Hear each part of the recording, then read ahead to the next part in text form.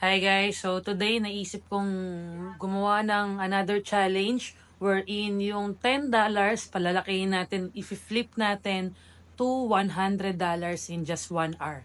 So let's check if possible ba yon, if kaya natin siyang gawin. So yeah, let's see. So ito yung ating starting balance, 10 USD. So live account yan, Light Finance yung gamit ko. Ayan, nakapag-deposit tayo ng 10 USD. Ayan, so right now makikita mo na nag-deposit ako sa account ko, that is $10 na capital. So ang gamit kong broker dito is si Light.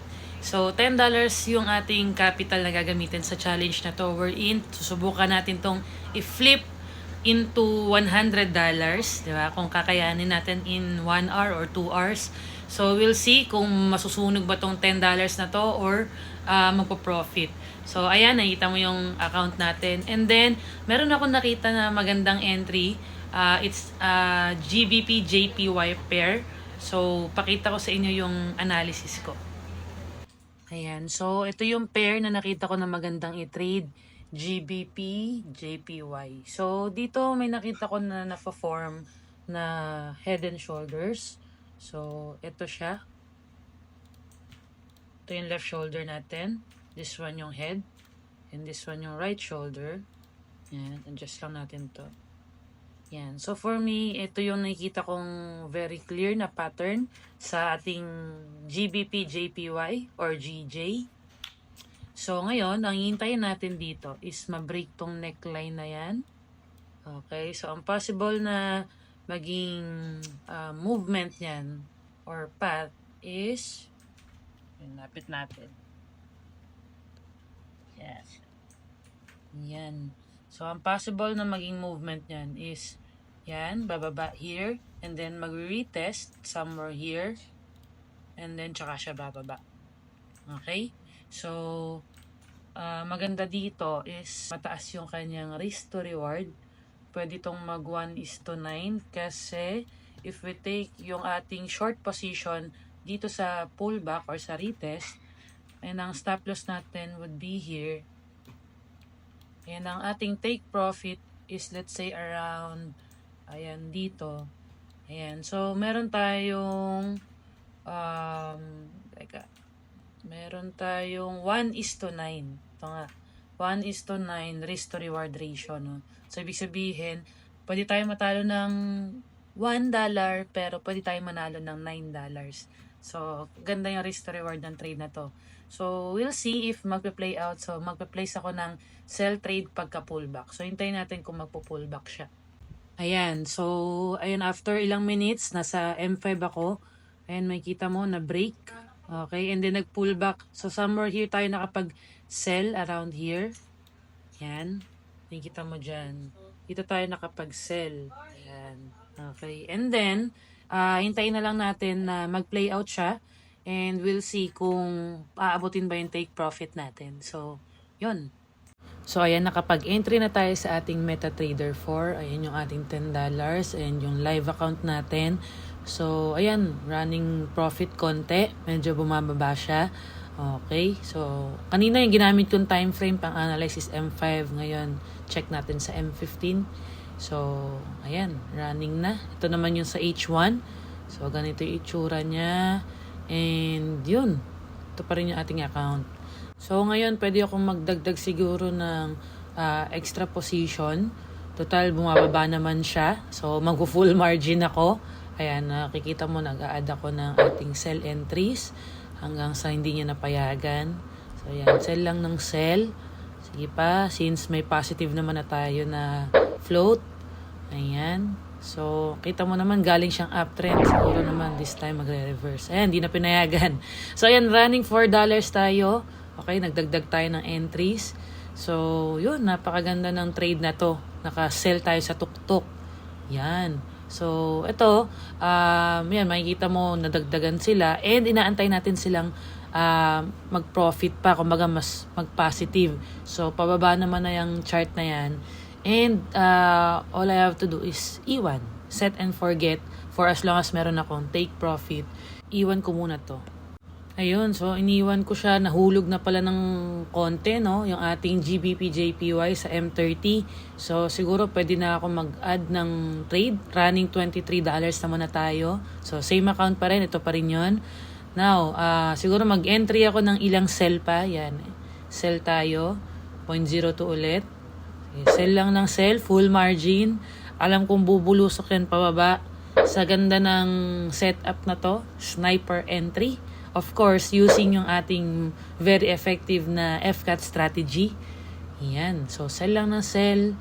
Sige, sell pa. Ayan, 0.02. And sell ulit. Okay na, okay na. So, ayan, makikita mo, minomodify ko dito yung aking take profit. Ipapareho ko na lang sila lahat para isahan na lang pag mako-close sila, same price yung ating TP. Okay, so modify lang ako dito. Ayan, makikita mo naman yung running trades natin, no? Positive pa rin. $20. Okay, capital natin is 10 USD only, guys. And yan, napaka, nito, ganda na ito. Yung kumbaga yung risk na mag-reverse pa to is parang hindi ko na nakikitang mangyayari.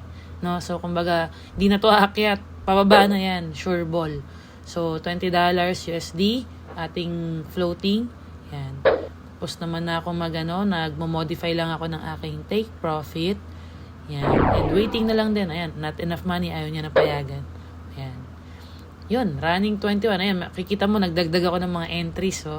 So, ang dami ko ng entry. So, again, full margin, $22. Okay.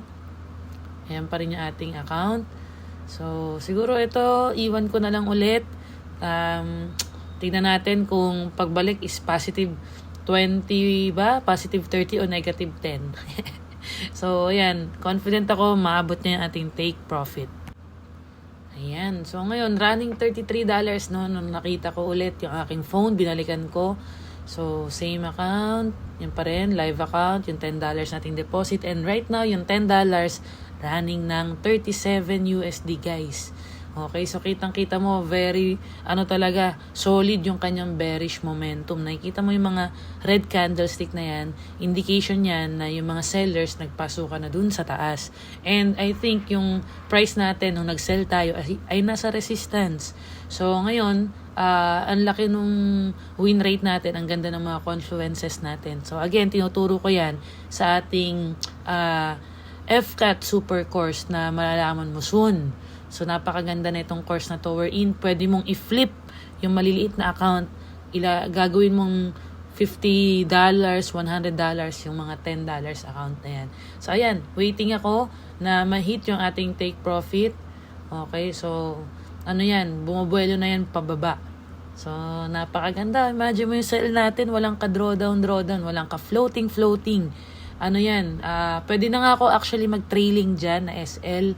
Kaya lang, no need. Maabot yan. Running $55, guys, yung ating 10 USD. So, yun. Napakalupit. Okay, hintayin natin. Grabe yan.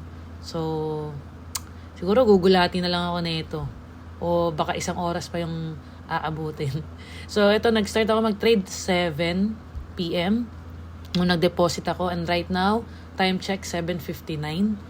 Okay, so may kita mo naman yun sa lag ng deposit. Ayan, ayun na. Ayun na nga. Ayun na siya. Yan sinasabi ko.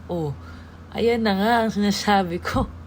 Sige na, hit mo na yan. Boom. Okay, hit mo na yan. Boogs. Okay. And then we're out sa market. So guys, $10, total balance ngayon, 147, nag-profit tayo ng 137. Nakikita mo yung deposit dyan sa baba, $10, and yung naging profit natin, 137. So saktong-sakto, 8:00, sarado yung mga trades natin. In just 1 hour, guys, yung $10, naging 147 USD. So again, same account. Ito pa rin yung dinepositan natin. And guys, saradong, grabe, 147, no? Ayun, nahulog nga yung ating GBP JPY. As anticipated, ganito yung magiging itsura ng chart natin. So, pagka break ng neckline, nag-retest or nag-pullback here, And then, nag-entry tayo dito. Perfect entry. And then, sabay bagsak. No? So, ngayon makikita mo, ito yung account natin. Okay, running profit tayo. Yan. So, 'di ba na ano natin, nagawa natin na mag-profit yung $10 na yan. So, na-close na natin yung mga trades and yun, perfect. So, actually medyo nabitin ako, no, dun sa ating balance na nagawa, 147. Sarado nating 150. So, mag-scalp ako ng konti ng buy. Same pa rin, GBP, JPY. Magbabay lang tayo kahit dalawa.